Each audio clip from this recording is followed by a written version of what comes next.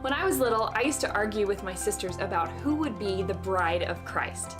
We grew up in the church, so we heard the term bride of Christ often, and we assumed that meant that when we all get to heaven, God was going to hold a beauty competition, and he was going to choose a bride from the Christian girls for his son Jesus. We all thought that it was going to be one of us. And of course, we know that as God's people, we are all together the bride of Christ. That we have this relationship with him that is unlike any other relationship on this planet. We have these dueling identities. We have our old life and our new life, and they are always going to be battling each other.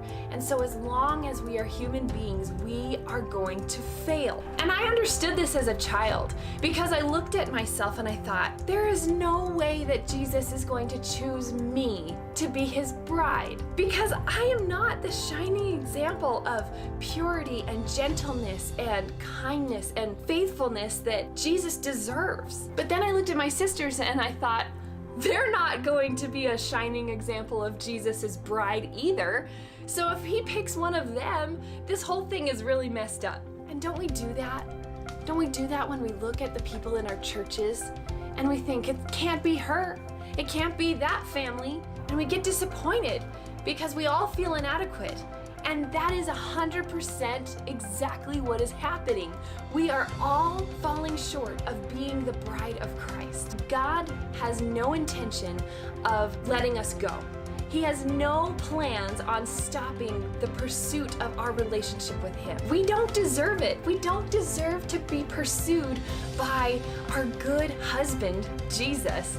But that's the reality of grace. It's all about him. It's not about our ability to be his bride. It's about his love and grace for us to accept us as his bride anyway. And that's the only way that we can keep walking in this joyfully ever after journey.